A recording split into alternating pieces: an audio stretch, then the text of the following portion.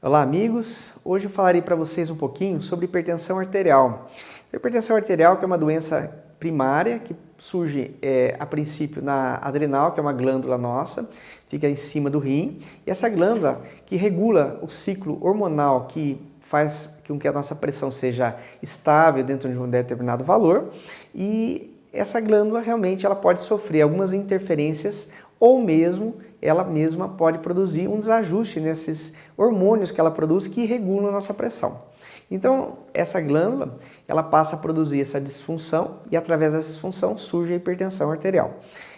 que pode ser primária, ou seja, por um problema diretamente nesse circuito da glândula adrenal, ou secundário por interferência sobre outros órgãos que também são correguladores da pressão. Então, lembrando mais uma vez aqui que os valores atuais de pressão arterial, né, não tem um valor específico, mas a pressão arterial ela vai de uma faixa que vai de 9/6, né, na máxima 9 na pressão sistólica e 6 na diastólica, até 13,5 por 8,5 hoje, né, no protocolo novo, que seria os valores atuais para a pressão máxima nossa aceitável como normal. Então, a partir desses valores, a gente passa a ter um indivíduo que começa a ter hipertensão de leve até quadros severos e acaba sendo abordado também, a depender de como é o comportamento da pressão, a sua terapêutica, ou seja, os medicamentos ou as orientações que vão compor o pacote de diminuição da pressão,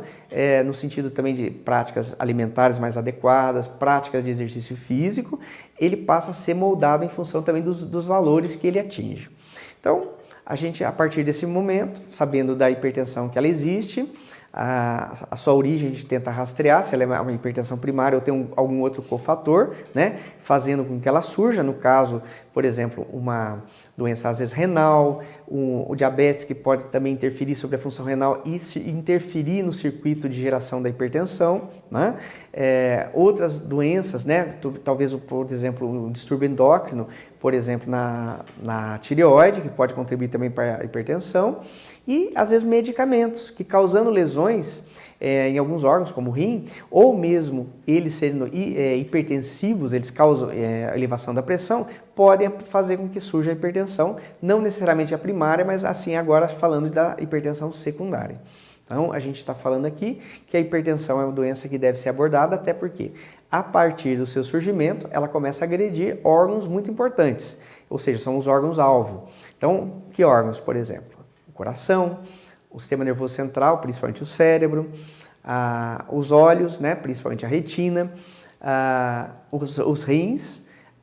os vasos periféricos. Então, são alguns exemplos dos órgãos mais importantes a serem afetados pela hipertensão. Então, hoje o objetivo maior da gente diagnosticar, tratar precocemente e a partir de um protocolo de tratamento também instituir que esses órgãos sejam protegidos. Ou seja, não é mais só um objetivo nosso que a gente abaixe a pressão, mas também que esses órgãos sejam o máximo possível protegidos de lesões internas nesses órgãos. Então, as medicações de hoje, elas prezam por um conjunto maior de efeitos sobre o indivíduo que está sendo tratado. Porque muitas vezes o paciente que está sendo, às vezes até medicado, ele não está atingindo as metas de controle. Então, além de nós tratarmos, nós temos que realmente atingir as metas de controle efetivo dos valores pressóricos, ou seja, deixar a pressão realmente nos valores mais próximos do normal, ou seja, isso trazendo o paciente uma segurança para ele no sentido global da sua saúde. Então, eu falei um pouquinho aqui sobre a necessidade de a gente saber sobre hipertensão,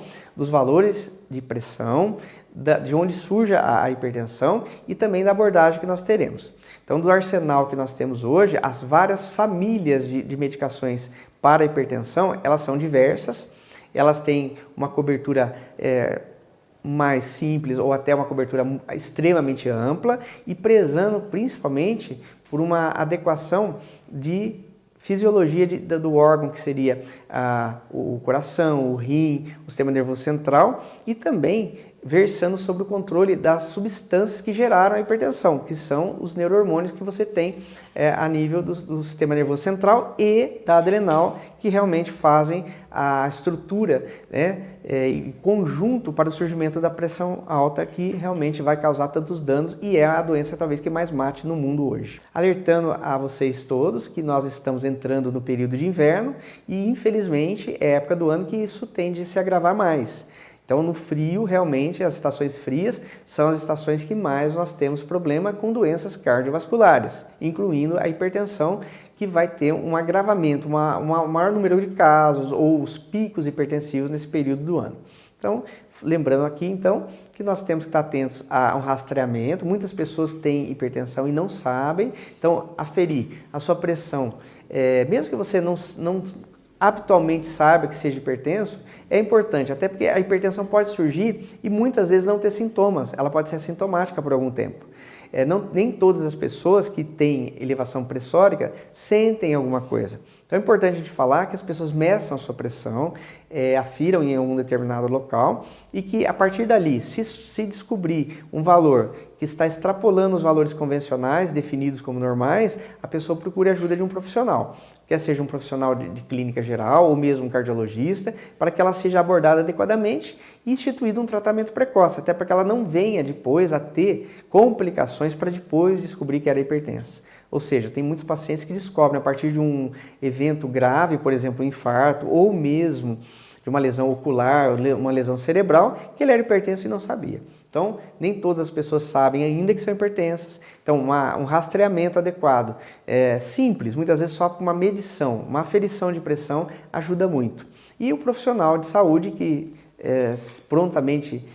irá instituir alguma medida, ele realmente vai de pronto fazer isso, tanto numa rede pública como numa rede particular, ele vai ter condições de fazer isso de maneira hoje extremamente fácil, extremamente hábil e que realmente ele tem um arsenal terapêutico bastante grande para ele se valer. Então, eu fico aqui para a gente responder as perguntas, se alguém tiver interesse, e também a gente falará mais sobre isso nas próximas oportunidades. Um abraço a todos.